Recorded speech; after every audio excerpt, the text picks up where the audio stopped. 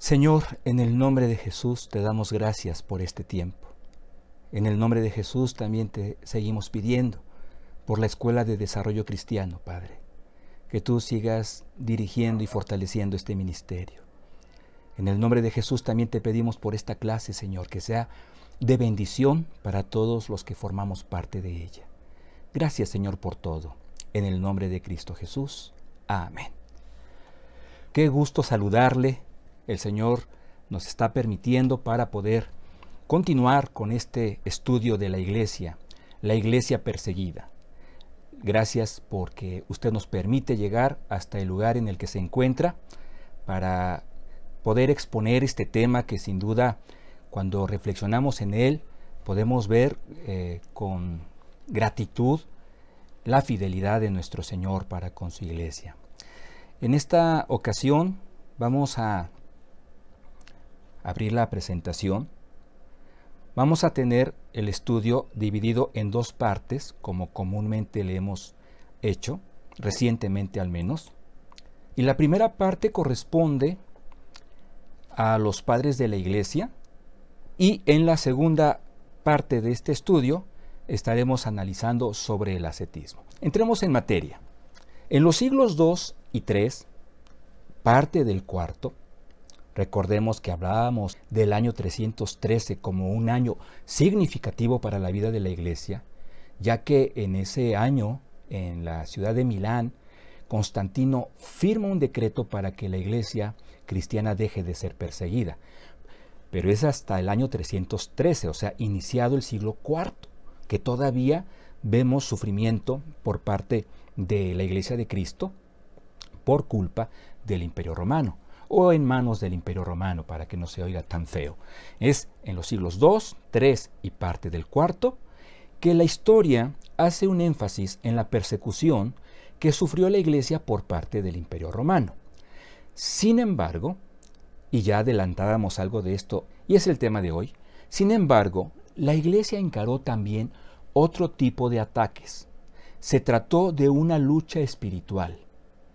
Esta encabezada por parte de la Iglesia de Cristo, claro, por los llamados padres de la Iglesia.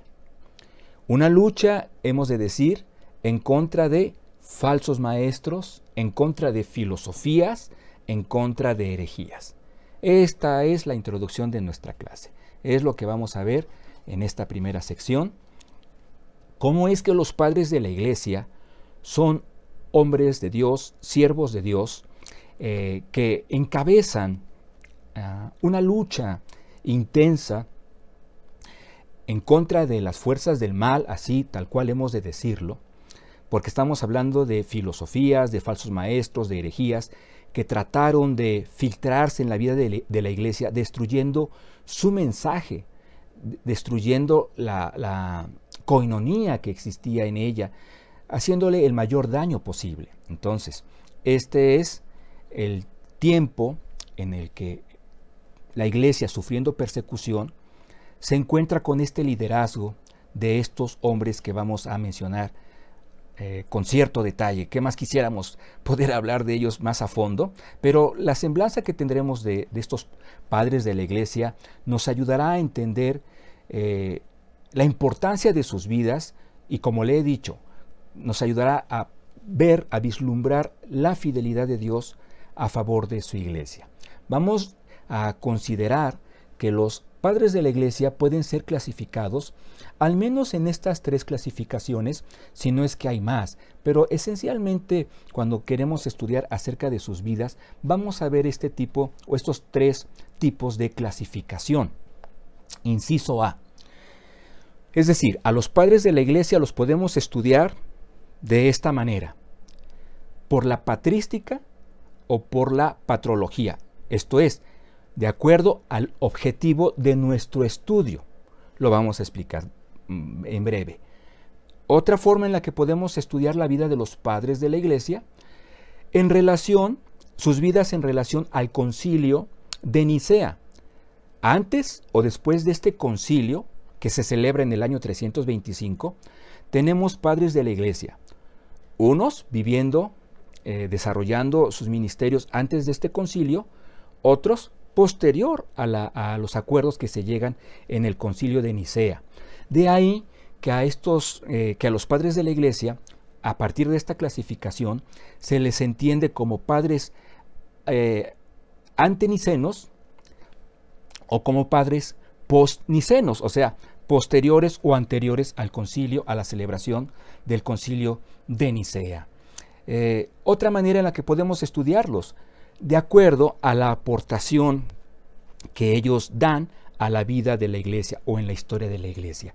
Y es de hecho en el que vamos nosotros a centrarnos, por eso decimos ahí que es en el que nos vamos a apoyar para este estudio. Si nosotros queremos estudiar a los padres de la Iglesia desde la perspectiva, estamos en el inciso A, desde la perspectiva patrística, ¿qué es lo que vamos a hacer?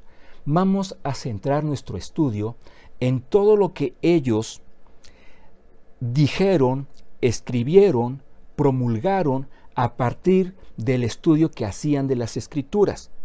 Vamos en esta plataforma patrística a entender o a conocer qué es lo que teológicamente proponía uno y otro. Eso es básicamente estudiar desde la patrística o perspectiva patrística a los padres de la Iglesia. Desde el punto de vista patrológico o desde la patrología, ¿qué es lo que haríamos nosotros? Bueno, en esa plataforma usted y yo vamos a estudiar a los padres de la Iglesia, considerando, por ejemplo, cuándo nacieron, en dónde nacieron, su entorno cultural en el que crecieron, sus vidas desde una perspectiva o enfocando los aspectos morales, sus ejemplos. Esa es la forma en la que se estudia a los padres de la Iglesia desde la patrología. Ahora, aquí me gustaría comentar algo, y no por criticar a ningún grupo religioso. La Iglesia Católica es muy concienzuda en el estudio de los padres de la Iglesia, y su énfasis es justamente la patrología.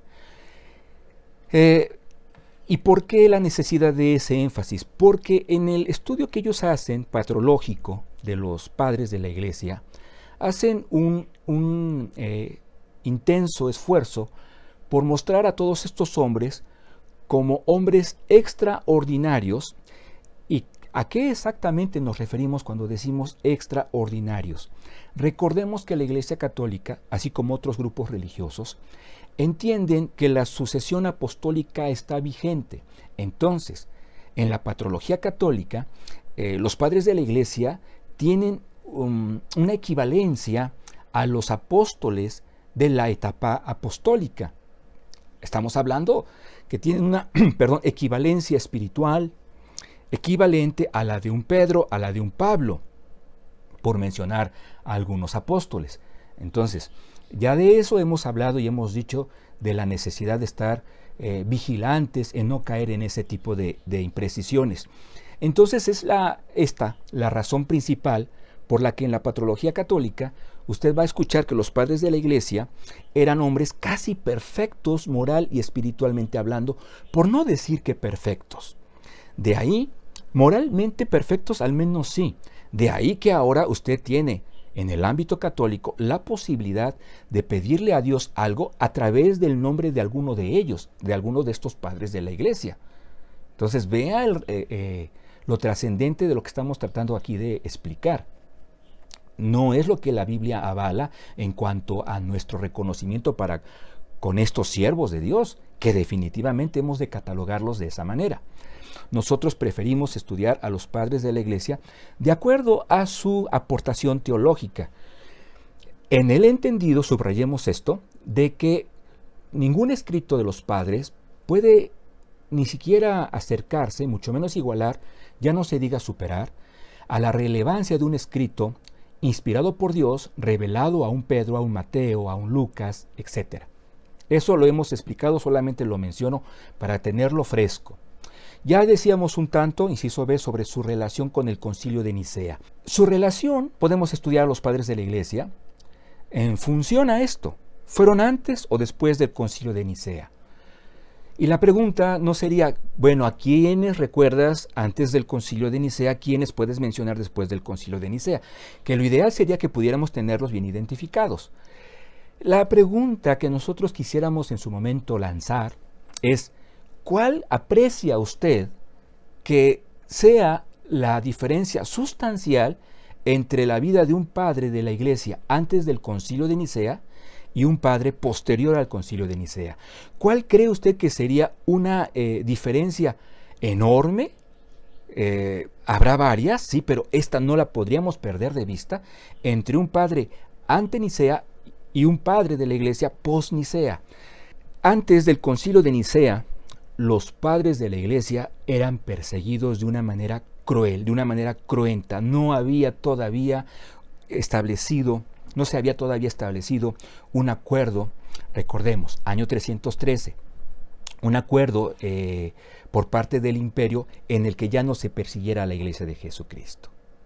Después del Concilio de Nicea estamos hablando de que al menos ya no había esa persecución, ya no había cárcel, ya no había espectáculo en el circo romano. Había otro tipo de presión, pero ya no existía el sufrimiento que en la etapa anterior al 313 y por ende anterior al Concilio de Nicea.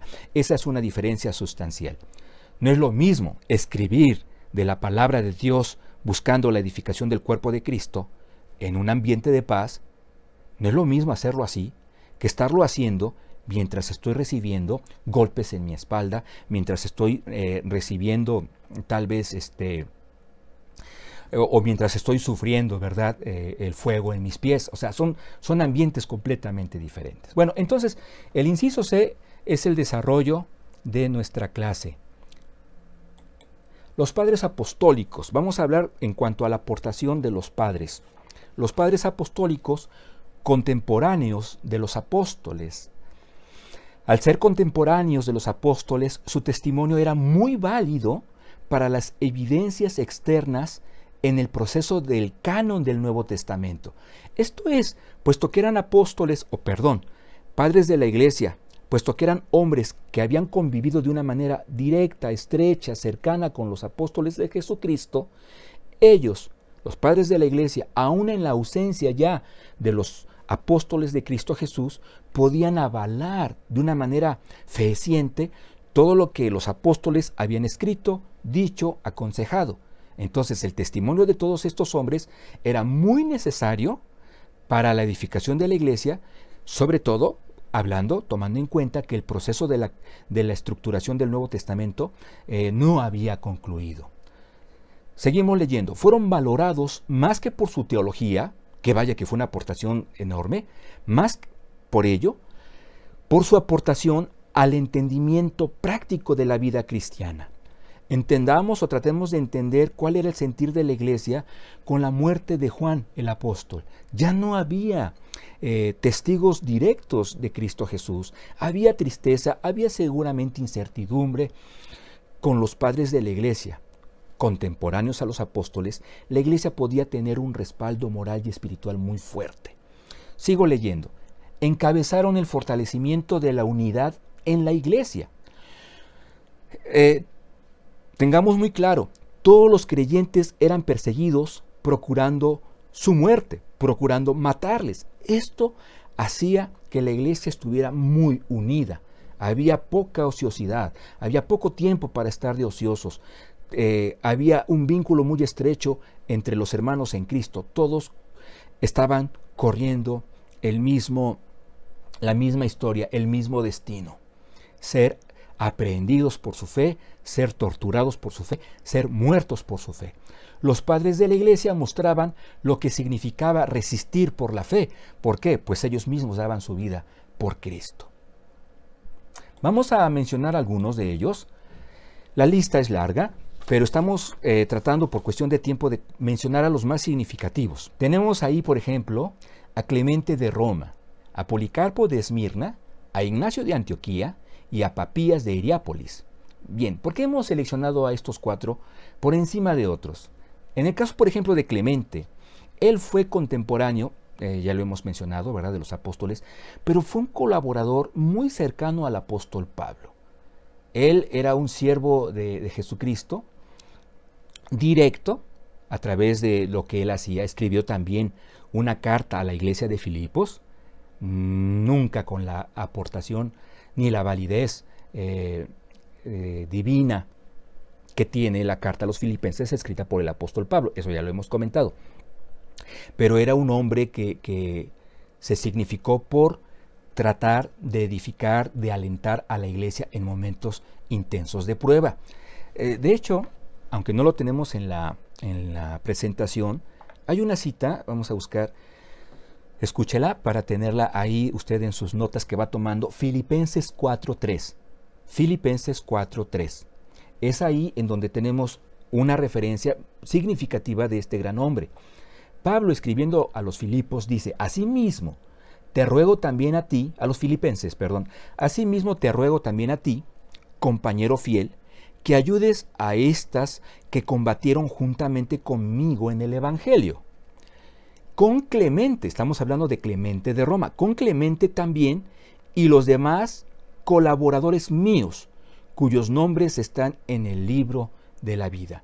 Aquí Clemente por parte de Pablo, y tengamos en cuenta que Pablo no escribe desde su corazón, sino inspirado por el Espíritu Santo. Se establece pues en la palabra de Dios que Clemente es un siervo de Cristo, que su nombre está escrito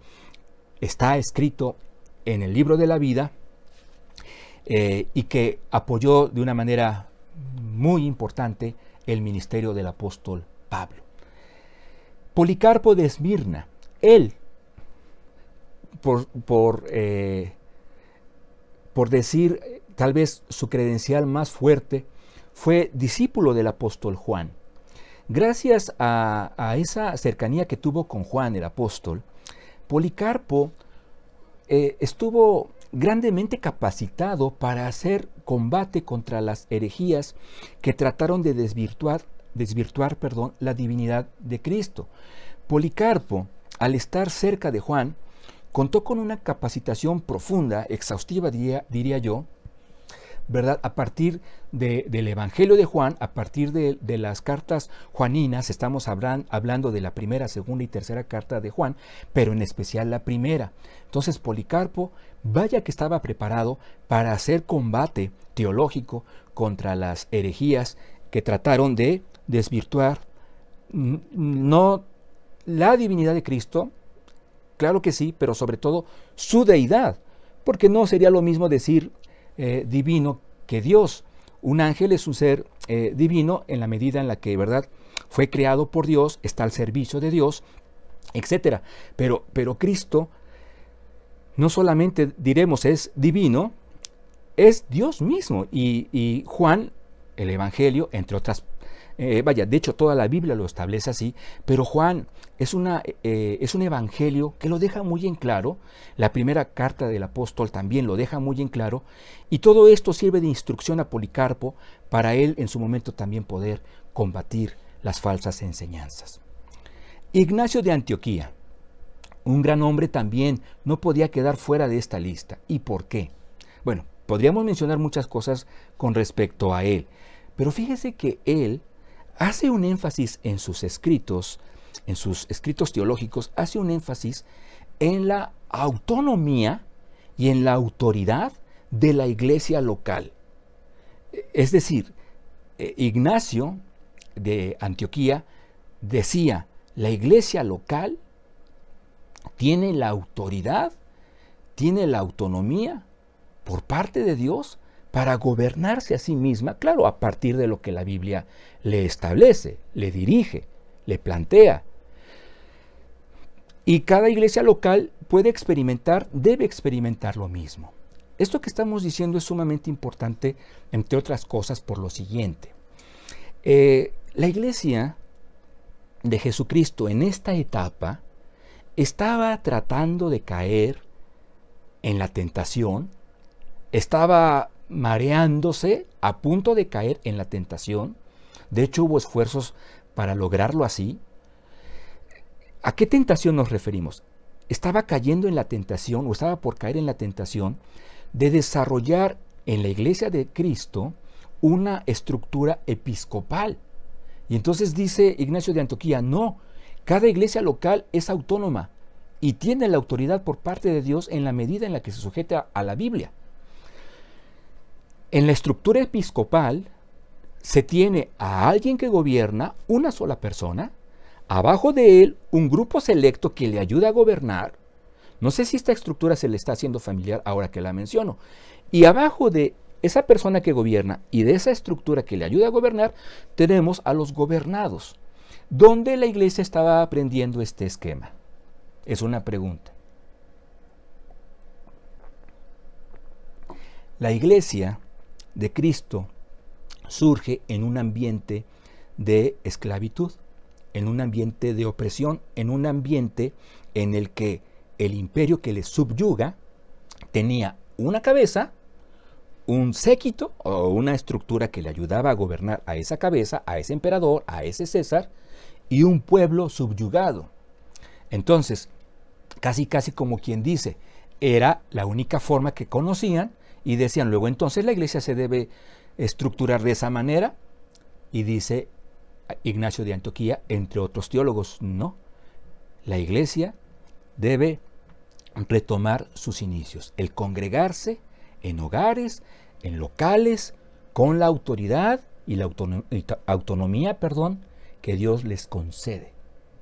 Entonces, imagine si de verdad podemos estar hablando de una estructura como la iglesia oficial presenta desde tiempos ancestros. Realmente no fue así. E incluso cuando la iglesia trató de sujetarse a algo parecido, hubo teólogos que con Biblia en mano dijeron, no es esa la manera en la que debe gobernarse el cuerpo de Cristo. Ahora, yo entiendo que hay iglesias cristianas que asumen esta forma de gobierno y vamos a respetarlo toda la vida. Y también tenemos a Papías de Hierápolis. Bien, este gran siervo de Dios, que no es muy mencionado, no es muy conocido, hemos deseado incluirlo en esta breve lista porque él hizo mucho énfasis en la doctrina milenarista, la doctrina del milenio, hablando del milenio literal. Entonces, no solamente él, muchos otros teólogos fueron encabezados por él en la difusión de esta enseñanza que parte de la palabra de Dios, y no tenemos empacho en decirlo así, parte de la palabra de Dios. Sin embargo, hubo una contraparte, qué raro, ¿verdad? Hoy existe también esto. Hubo una contraparte en la misma iglesia que no estaba de acuerdo con la enseñanza de un milenio literal. En el milenio que menciona la Biblia, nosotros vemos el cumplimiento de grandes promesas de Cristo para con su pueblo, para con el pueblo judío. Entendamos que la iglesia de Jesucristo ya a estas alturas estaba muy extendida entre gentiles, que obviamente en ellos o en muchos de ellos había un sentimiento antisemita, antijudío. Entonces por eso no fueron muy simpatizantes de esta enseñanza. Entonces no es nada nuevo esa polémica, esa controversia que existe entre creer en un gobierno, gobierno milenial, literal, y un milenio no literal, sino más de carácter espiritual. La lista podría ser más larga, pero también se convertiría entre más larga, más polémica. ¿Y por qué le menciono esto? Porque hay entre los padres de la iglesia, sectores de la iglesia que les aplauden mientras otros ponen en cuestionamiento lo que dijeron, lo que escribieron y viceversa. Aquí avalamos, aplaudimos lo que dijo este padre de la iglesia, en este otro sector del cristianismo no. Así sucede y el Señor lo permite y debemos aprender a vivir con ello, si es que no lo hemos aprendido a hacer. Por ejemplo, la Didaché o la Didaché de los apóstoles bien pudo estar aquí incluida, aunque su autoría está, no precisa en un nombre, no se menciona a alguien como el autor tal cual. Incluso algunos piensan que fueron varios autores. La Didaché o la Didaché de los apóstoles es un resumen básico de las enseñanzas cristianas primitivas. Ahora, ¿por qué digo que hay quienes le dan valor a este escrito y quienes dentro del cuerpo de Cristo, dentro de la iglesia, no le dan valor? Por ejemplo, en la Didaché de los apóstoles tenemos que se habla de la fórmula trinitaria al bautizar. Por lo tanto, al bautizar se debe mencionar al nombre del Padre, del Hijo y del Espíritu Santo. Y hay sectores en el cristianismo que no comparten esa idea y dicen solamente en el nombre de Jesús. Usted identifíquelos. Entonces, por eso le digo, no es fácil hacer una selección de quiénes son los padres de la iglesia, a los que valoramos, respetamos y aplaudimos, pero al final de cuentas la esencia es esta. El Señor levantó a estos siervos para poder combatir las enseñanzas falsas, paganas, que trataron de dañar a la iglesia de Cristo. Continuamos. Los padres apologistas o apologetas. Ellos no tuvieron la dicha de los apostólicos, porque su trato con ellos, con los apóstoles, no fue directo. La aportación más considerable a la iglesia es la defensa que hicieron del mensaje bíblico. O sea, ellos se caracterizaron más por ese estudio profundo, exegético de las escrituras que ya estaban cada vez más al alcance de la iglesia para poder defender la sana doctrina. Como estamos hablando de padres postnicenos, entonces nosotros podemos entender que ellos tuvieron más facilidad para estudiar las escrituras de esa forma. No había tanta persecución ya, al menos. Entonces pudieron dedicarse en ese tiempo ya permitido, en esa libertad también ya permitida, a hacer un estudio más profundo de la palabra de Dios. Leo el tercer párrafo. Dice, entendiendo que sus escritos eran la explicación que daban de las escrituras, a partir de la interpretación que hacían de las enseñanzas bíblicas. En otras palabras, me gustó considerar esto como, por ejemplo, actualmente usted y yo podemos apoyarnos en comentarios bíblicos. El de, y sin que suene esto a publicidad, ¿verdad? Por ejemplo, el de William MacDonald, el de Matthew Henry, el de James Fawcett and Brown. Todos esos comentarios fueron escritos por hombres estudiosos, muy estudiosos de la palabra de Dios, y que nos ayudan a tener más luz en el entendimiento de un pasaje de la Biblia. Bueno, la tarea de los apologistas era, digamos, el equivalente de esta tarea tan hermosa de parte de hombres de Dios. Irineo de Lyon. Aquí vamos a mencionar solo dos. El primero, Irineo de Lyon. Por la región en la que nace y crece, hemos de mencionarlo así, Lyon. Justino, mártir, son los dos que vamos a mencionar. Irineo de Lyon, o de Lyon si usted lo prefiere, hace una síntesis de la doctrina cristiana. Vea nada más la aportación tan hermosa que él hace a la iglesia de Jesucristo. Fuerte defensor de la fe en contra de los gnósticos. Su obra más relevante, no la única, la tenemos escrita en latín, es Adversus Aereses, por si usted busca consultarla en la internet. Si lo pone en nuestro castellano, en contra de los herejes, es posible que la encuentre, pero a lo mejor compendiada. Entonces, escriba así, y es probable que encuentre la obra completa en español hoy, a menos que sepa usted latín. En contra de los herejes, una obra magistral por parte de Irineo. Justino, también conocido como el filósofo. Algunos lo consideran como el más grande de los apologetas por su inteligencia y, sobre todo, por la habilidad para presentar argumentos. Por eso se le catalogaba también como el filósofo. No solamente sabía pensar, sino que sabía explicar lo que pasaba por su mente y que eran cosas profundas. De hecho, por eso, él se da a la tarea, sí, a escribirle a la iglesia, pero también toma el atrevimiento, con esa lucidez mental que Dios le regaló, para escribirle a emperadores como a Lucio Vero, a Marco Aurelio. ¿Se acuerda de Marco Aurelio y que decíamos que era filósofo o que le encantaba la filosofía? Bueno, pues Justino habla con él hablando de un mismo nivel intelectual. ¿Y esto con qué fin lo hacía? Para que en los emperadores hubiera el sentir de juzgar al cristiano no conforme a la pasión del Imperio Romano y su paganismo, sino conforme a la justicia y a la verdad. Muchas veces se escribe, se relata que fueron cimbrados estos hombres romanos por lo que él les escribió, pero bueno, lamentablemente muchas veces hicieron caso omiso a esta argumentación tan clara, tan válida, y se dejaron llevar por sus pasiones y destruyeron a muchos cristianos. Bien, pues hemos llegado a la primera parte de este estudio. Tenemos el ascetismo como la segunda parte. Mire, la invitación es esta.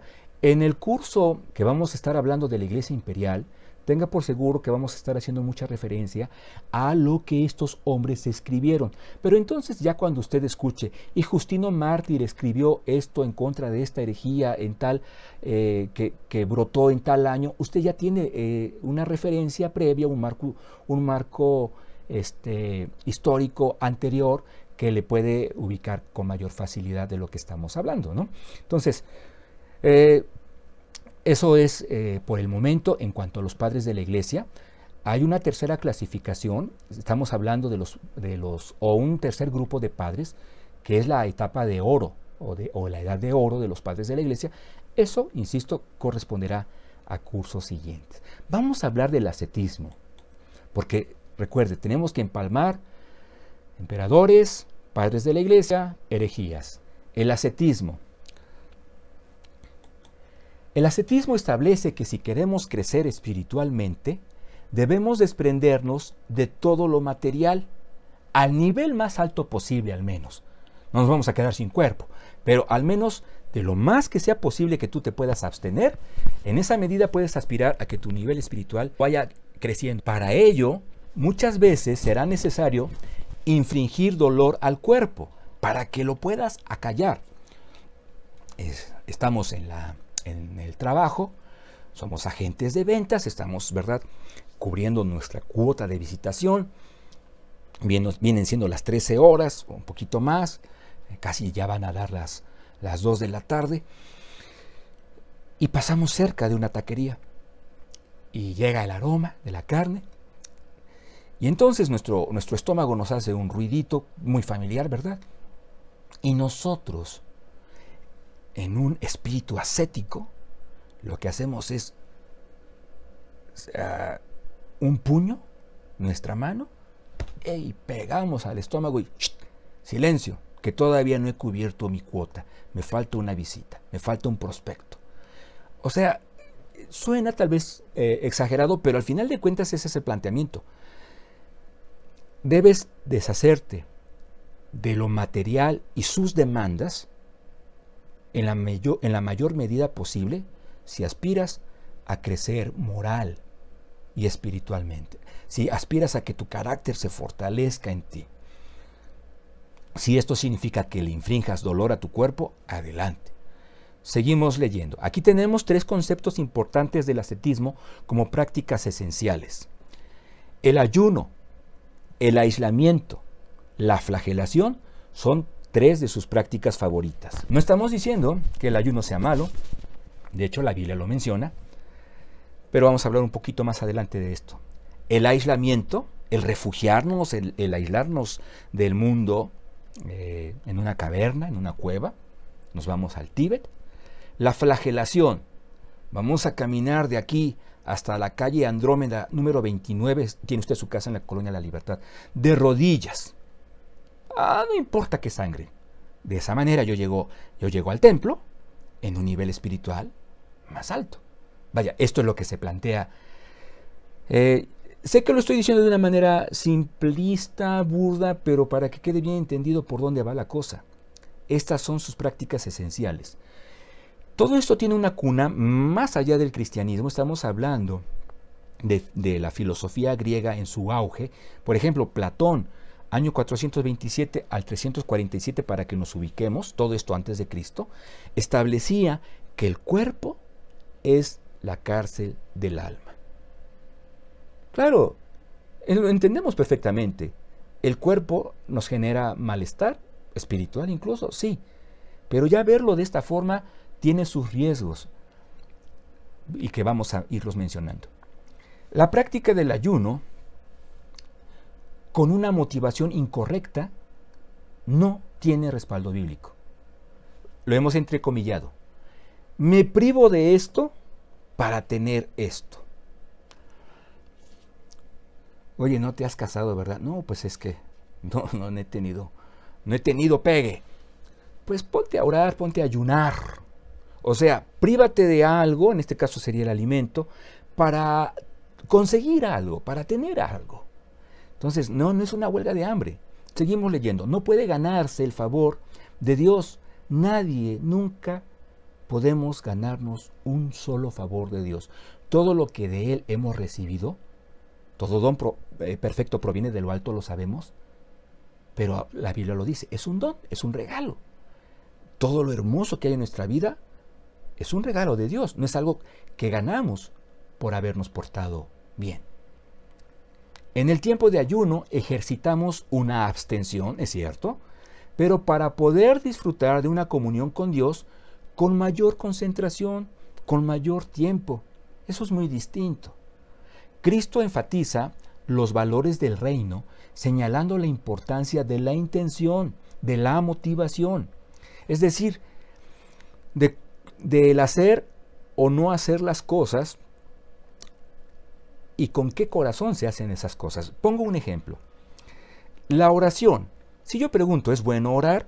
La respuesta es obvia. Por supuesto que es bueno orar. Entonces, entre más oro, ¿es mejor? Y la respuesta debería de ser o debe ser sí. Pero con respecto a esto que yo le menciono, que dice Cristo, dice Jesús en cuanto a la motivación, recuerde lo que Él nos dice en Mateo 6. Y no crean, lo voy a parafrasear, o no oren como los gentiles. ¿Cómo oran los gentiles? Que por su palabrería, o sea, por sus muchas palabras, por la extensión de sus oraciones, piensan que eso es lo correcto, piensan que van a obtener algo. Había una motivación, un problema de motivación. En esta enseñanza que Jesucristo nos da, había un problema de motivación. Entonces, por eso es que si yo me voy a abstener de algo, debo entender perfectamente cuál es la motivación de ello. En el ascetismo, el asceta o el practicante, pues se abstiene aún de cosas legítimas. Mucho cuidado con esto. El ascetismo conlleva a cristianos a entender al cristianismo como una serie de nos. ¿Te vas a bautizar o ya te bautizaste? Mira, qué bien. Entiende, no puedes hacer esto, no puedes hacer aquello, esto tampoco, esto menos, esto olvídalo. Hay cristianos que entienden que enseñar el cristianismo significa que usted tome nota de todas las cosas que no debe hacer. Y sí es cierto, hay cosas que nosotros tenemos más que prohibidas en nuestro corazón si es que no queremos ofender a nuestro Padre Celestial, a nuestro Cristo que nos ha salvado. Si es que no queremos entristecer al Espíritu Santo, pero no con el enfoque que se le da con un matiz de ascetismo o ascético. De ahí que tenemos, por ejemplo, no te adornes, no te atavíes, no ataviarse. Casi como si, así como te levantaste de la cama, pues debes hacer tus demás actividades o tus actividades, porque pues si te arreglas, ¿qué es eso? Pues es vanidad. Entonces, cuidado, no, te estás peinando mucho, ya llevas 3 minutos ahí tratando de desenredarte aquí el cabello. Hermano, permítame exagerar, hacer esa hipérbole en los ejemplos para que pueda quedar más entendido. Esa es mi intención. No estoy tratando aquí de ridiculizar a nadie.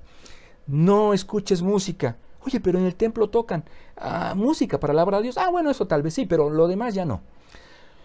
No celebres un año más de vida. ¿En dónde la Biblia dice que se celebre el cumpleaños de tu mamá, de tu hijo? Eso lo hacían los paganos. Sí, ¿con qué intención? Ahí ya no contestan a veces algunos. Bueno, yo no estoy copiando un comportamiento pagano. Quiero celebrar que tengo un año más, que he tenido un año más a mi hermano. Es una celebración en la que le voy a dar gracias a Dios, autor de la vida, que lo tiene conmigo.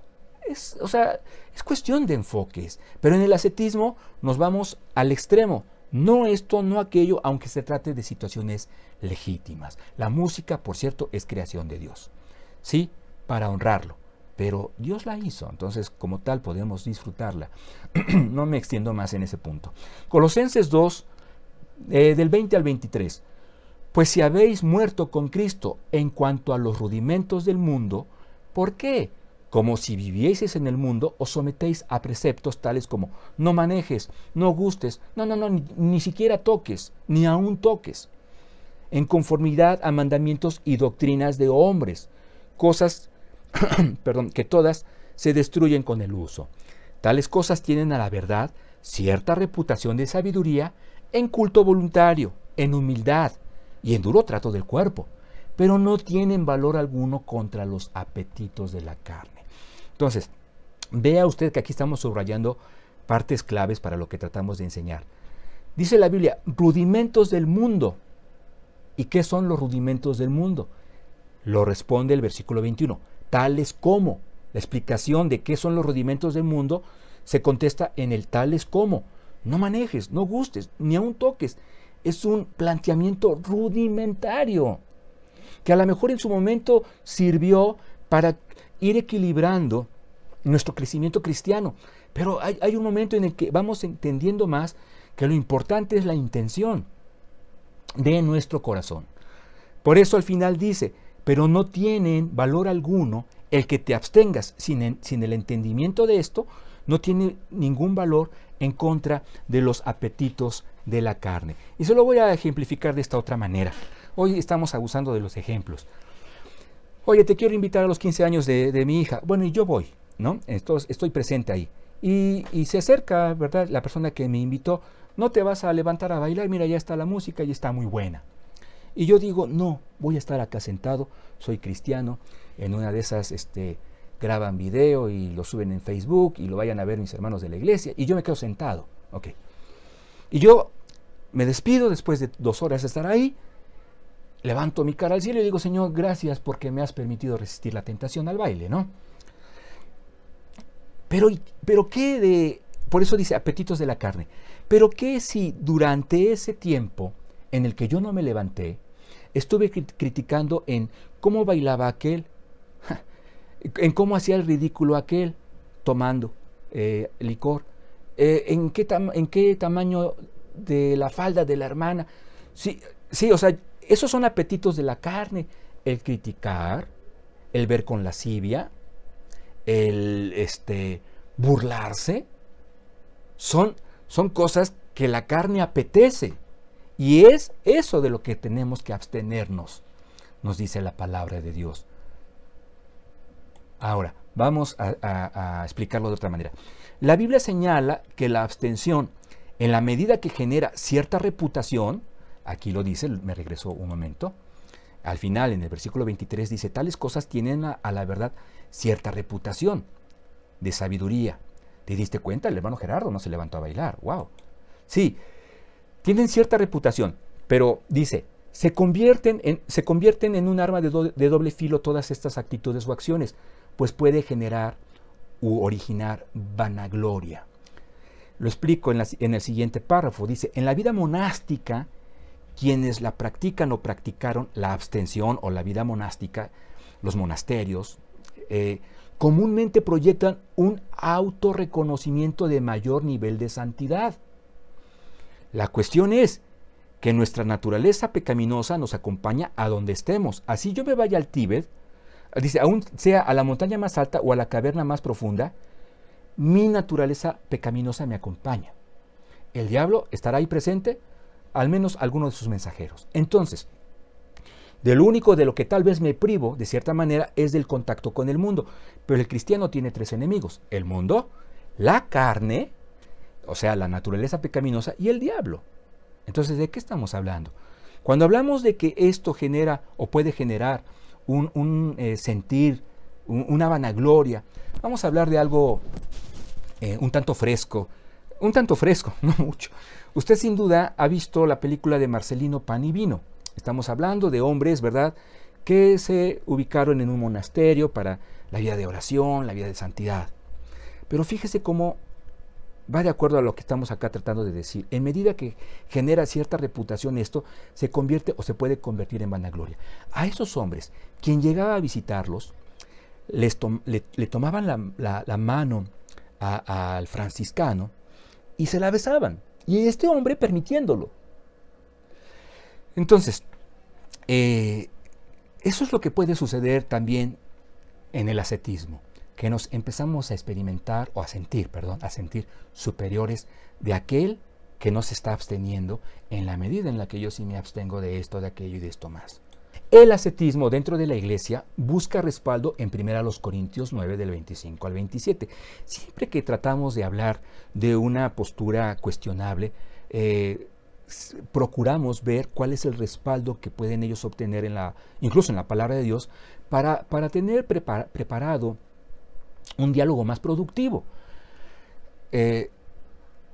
El cristiano con esta tendencia puede plantearnos esta parte de la Escritura. Todo aquel que lucha, de todo se abstiene. ¿Qué tal te quedó el ojo? Me dicen. Ellos a la verdad para recibir una corona corruptible, pero nosotros una incorruptible. Así que yo de esta manera corro, no como a la aventura, de esta manera peleo, no como quien golpea al aire, sino que golpeo mi cuerpo y lo pongo en servidumbre, no sea que habiendo sido heraldo para otros, yo mismo venga a ser eliminado. Bien, analicemos. Todo aquel que lucha. Aquí tenemos un ejemplo. De hecho, ascetismo significa disciplina para ejercitarse en lo físico, en el ámbito físico, primordialmente al menos. El apóstol Pablo, cuando escribe a los Corintios, les está dando un panorama, les está dibujando un panorama deportivo. Está hablando de un corredor, habla de un luchador, habla de un aspecto deportivo, de un ámbito deportivo. Todo aquel que lucha, de todo se abstiene. Y subrayamos de todo porque en este contexto entendemos qué significa de todo.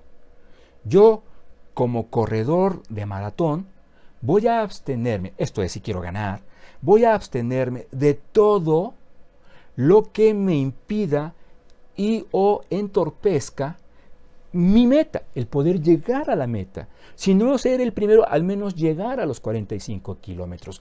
Me voy a abstener de todo lo que me impida llegar a la meta. Entonces, si yo voy corriendo y entre el público está mi hijita y me dice, adiós papá, ¡shh!, me tengo que abstener hasta de saludar a mi hija. Por favor, le mando un beso y incluso eso me impulsa a llegar más rápido tal vez, ¿no? Entonces, al final, en el versículo 27 dice, sino que golpeo mi cuerpo. Sí, pero el golpear el cuerpo no es en sí misma la meta. Por eso dice, y lo pongo en servidumbre, golpeo mi cuerpo para que pueda estar al servicio de Cristo.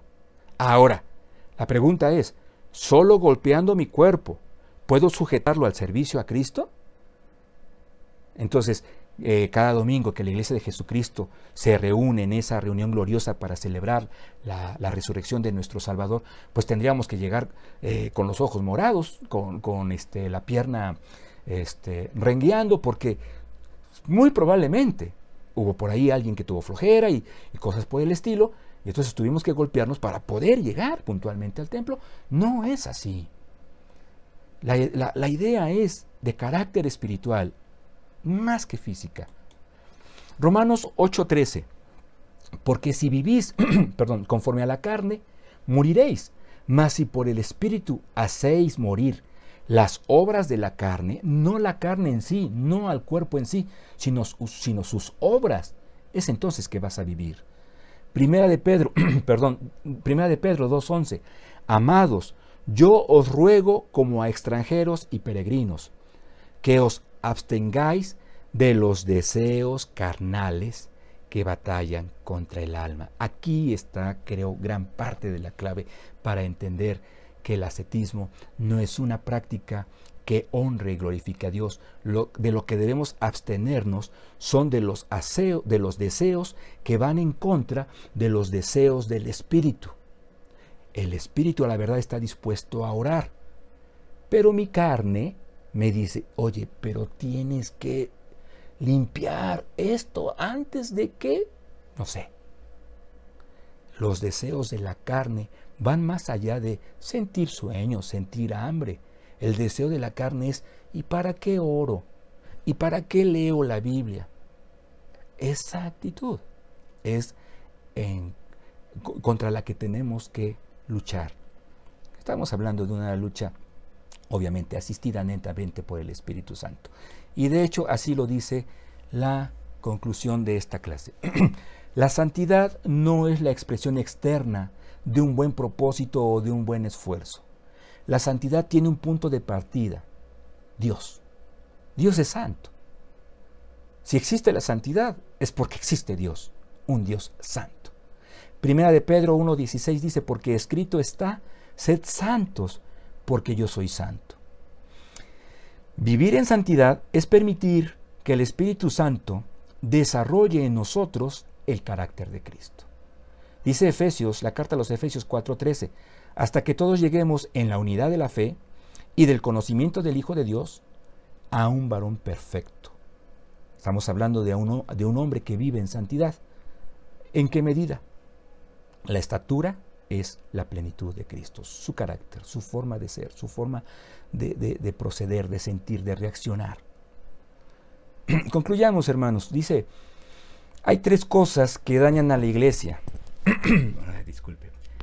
El legalismo, el ascetismo, el misticismo. Las 3 terminan en ismo. El legalismo, el enfoque, el énfasis es haz.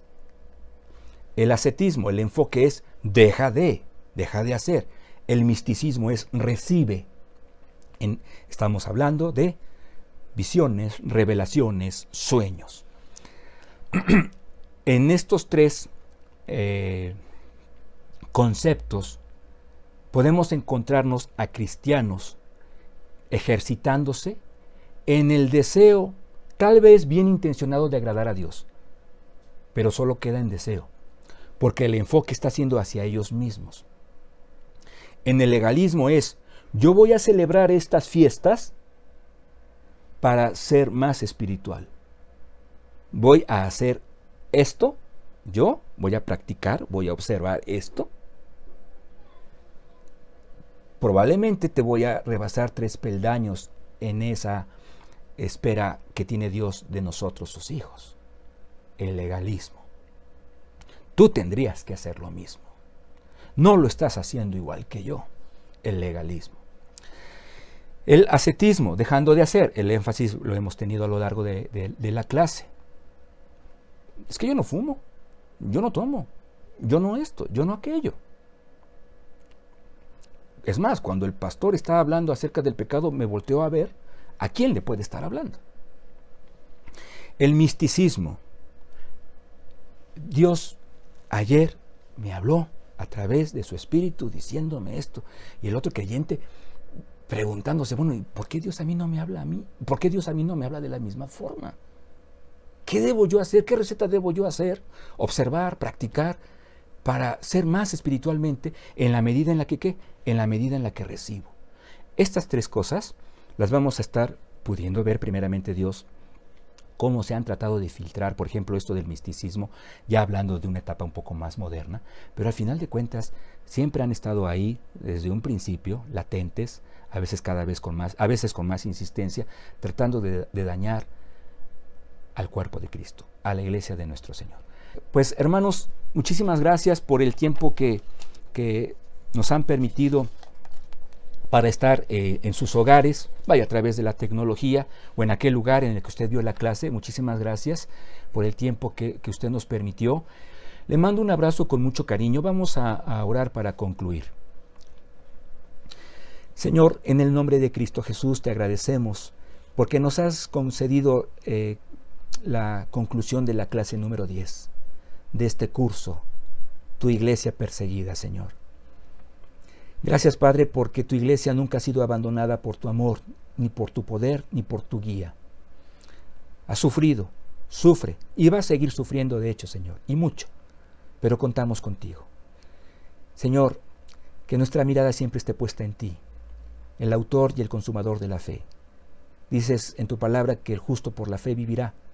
Señor, que podamos desarrollar esta vida cristiana que tú nos invitas a disfrutar en tu palabra, de esa manera, centrándonos en ti Que nuestro cristianismo sea justamente eso, Señor, una vida cristocéntrica, no enfocada en una práctica bien hecha por nosotros, sino en lo que tu Espíritu, Señor, hace en y a través de nosotros. Te amamos, Señor, bendecimos tu nombre desde ahora y para siempre. Que Dios le bendiga.